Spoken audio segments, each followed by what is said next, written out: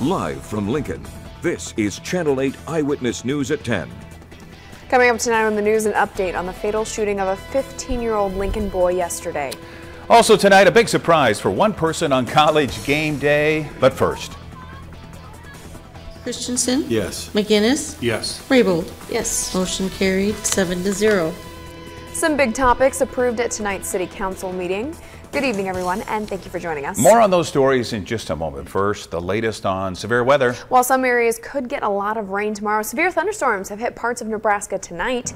Chief Meteorologist Dean Wysocki joins us now with the latest. Hey, Dean. Yeah, guys, most of those have been out to the west tonight towards Kearney, Grand Island, basically the Tri-Cities area and points southwest of there.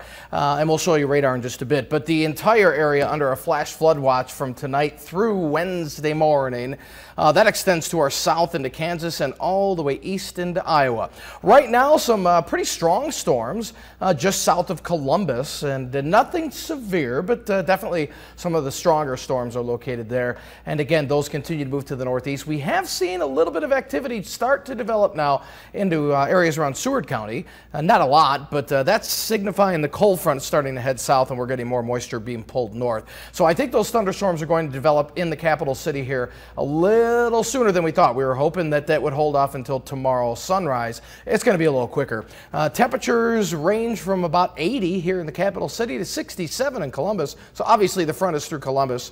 We still have south winds, so the front has yet to come through our area. But flooding rains are a good possibility throughout much of the southeastern part of the state south of the Platte River, where 2 to 6 inches of rain are possible over the next 36 hours and much cooler weather in the 10-day forecast as well. I'll kind of timeline when we're expecting that heavier rain to hit, and will there be any severe weather along with that? I'll have all of that and the full 10-day coming up in just a bit. All right, thank you, Dean. All right. Now back to our other top story tonight. Big news at the Lincoln City Council meeting. A proposed gun ordinance was passed tonight, and Channel 8 Eyewitness News reporter Katrina Spurl was there. She has more on tonight's other top story. Katrina. Rhonda, Megan, every Lincoln resident is now required to report lost or stolen firearms to police within 48 hours. We are making it a requirement and we're making it mandatory. We want, and law enforcement cares deeply about preventing the tragic use of a stolen firearm. The ordinance is directed at helping reduce gun violence. The meeting included an amendment. It removed language that would require owners to include the time, place, and the manner of the theft. There were a lot of concerned citizens that felt that we might be criminalizing people in our community, but I think this has an opportunity to do some good, and I'm going to support it for that reason. Last year in the capital city, 148 guns were reported stolen and 22 were in vehicles. Failure to report a stolen gun could result in fines and even jail time. Now, a second gun ordinance was delayed. It would require gun owners to lock up guns in unattended vehicles. A public hearing on that will be held on October 21st. Also tonight, the City Council passed a permit for a 1,100-acre solar farm. It would be just northeast of Lincoln in an area from North 134th to 148th Streets, from Holdridge to Adams Streets. The 230-megawatt solar farm is said to have up to $230 million investment in the community. It would be the largest in the state. And there is no confirmed timeline for construction, but Ranger Solar estimates starting by the year 2021. All right, Katrina Spurl with the latest from the City Council meeting. Appreciate it. Nebraska has its first vaping-related death. The person was from the Omaha area and over the age of 65. Officials say it was related to lung disease associated with e-cigarettes or vaping. In the U.S., there have been 12 deaths reported. Right now, Nebraska has 11 cases of vaping-related illnesses. The majority are males, either in their late teens to late 60s. It's just a tragic situation. A shooting claimed the life of a Lincoln High School student. That's right. And today we spoke to the victim's cousin. All I know is a random car just started shooting at the vehicle that he was in, and they just shot him and killed him. The victim in the shooting, 15-year-old Ali Albercott, and he was a student at Lincoln Northeast. The shooting happened at North 7th and Fletcher. He was taken to the hospital but died from his injuries. Today we talked to some students at Northeast to learn more about him. He was like a person with goals, and he knew what he wanted in life. And then he was like a generous person. So if he saw someone struggling, he would like offer to help him. A letter about the tragic situation was sent to parents by LPS today, and members of the LPS crisis team were available for counseling for anyone who needed it. So far, no arrests in this case, and police need your help. If you have any information, be sure to contact Lincoln Police or Lincoln Crime Stoppers. Tonight, some intense body cam video from La Vista Police. They had to get into a garage where a man was trying to commit suicide. Can't get the garage door open. The man inside the garage had poured gasoline on the floor, locked the garage unit, and lit it on fire in an attempt to kill himself. Police, armed with fire extinguishers, put out the flames and, as you can see here, pulled the man to safety. He was taken to an Omaha hospital for treatment and mental evaluation. A vigil was held tonight here in Lincoln to honor two men who passed away unexpectedly this summer. People from all over gathered on the steps of the Lincoln Capitol building to light candles in remembrance of Frank Lemire and Alan Jacobson. They were part of the Whiteclay Fighters, a group that fought against the sale of alcohol in the town. There's a lot of people here that didn't get that closure, and that's what I want to give them. I just want to, let people know it's going to be okay. Both men were also known for leading the fight against bootleggers and for urging officials to form a cold case unit into unsolved slayings in Whiteclay. Hundreds of signs filled the parking lot near Memorial Stadium Saturday. You might remember, and some of you saw them, it was College Game Day, of course. Of course, but one sign in particular had a very special message behind it. New at 10, Channel 8 Eyewitness News reporter Macy Meyer has more on that unique sign. Macy? Well, longtime Husker fan Dak Lambert wanted to propose to his girlfriend, but he said he just couldn't think of the perfect way. But when he heard College Game Day was coming to Lincoln, well, it all seemed to click. The sights and sounds of College Game Day taking over Lincoln are ones that the city will never forget. But for one Arizona couple, there's one sign that will be etched into their memories forever. Oh my God!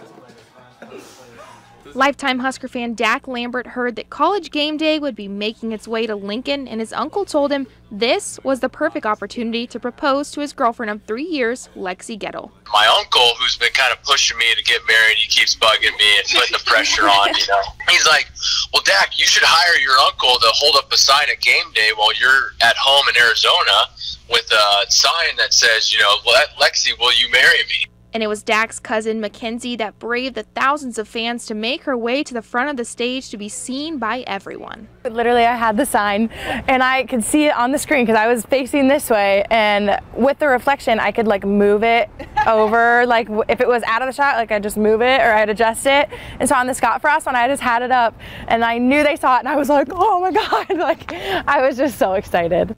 With the help of Mackenzie and the generous fans that got her to the front of the pit, the proposal has now gone viral, and the couple has received congratulations from hundreds. So excited. Yeah, it's been a fun last 24 hours for sure. This is my first tweet ever. I just got a Twitter on Friday afternoon.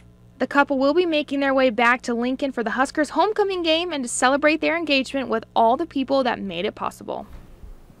Now get this, Lexi is from Arizona just like Scott Frost's wife, and she wears a size 7 ring just like Frost's old jersey number. So Dak said proposing this way just seemed to be fate. And a big congratulations to the couple. Thank you so much, Macy. Well, a national story on college athletes is making headlines. A bill was signed into law allowing them to get endorsements. This is one of the most significant days in the history of intercollegiate athletics. The governor of California signed the Fair Pay to Play law today. It allows college athletes to hire agents, receive endorsements, and still compete. The law puts California on a collision course with the NCAA. Many predict other states will follow suit. Now, this law doesn't go into effect until 2023. All right, back here now, a football highlight that we hope is going to warm your heart. It's about a youth football team in DeWitt and its support for a fellow teammate with autism. Channel 8's Taylor Trujillo has more. Were you excited, Ben? Yes. Yes, you were excited? Okay.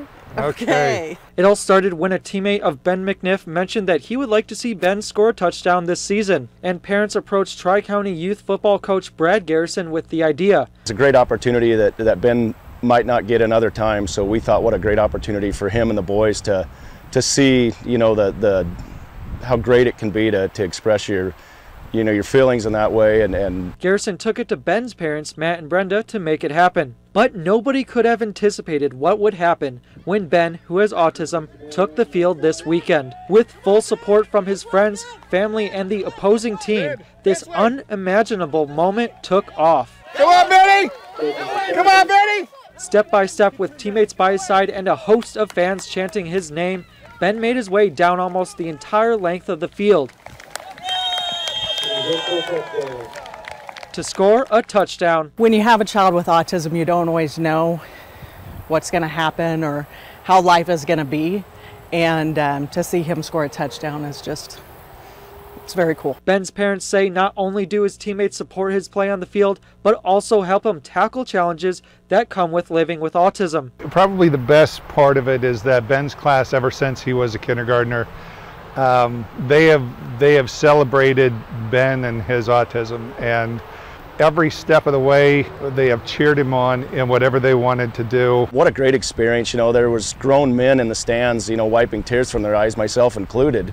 You know, just watching it, I was overcome with emotion. I had to run down on the field and, you know, smack Ben on the helmet and tell him great job. And as you can see, the end result goes far beyond what happens on the field. Touchdown!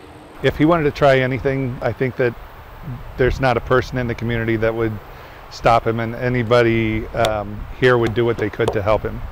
And that means the world to us. Reporting in DeWitt, Taylor Trujillo, Channel 8 Eyewitness News. Oh, isn't that nice? What a wonderful story, and it just shows the support of a community. You can do anything. And plus, yeah, the rest of the team, the coaches. Is it me, or are we seeing more of the younger generation? They're kind of getting it. You know what? The game is important, but so is making these memories with some of these kids. You know. I agree. Great story. Still to come on the news tonight, calming the critics. Scott Frost support.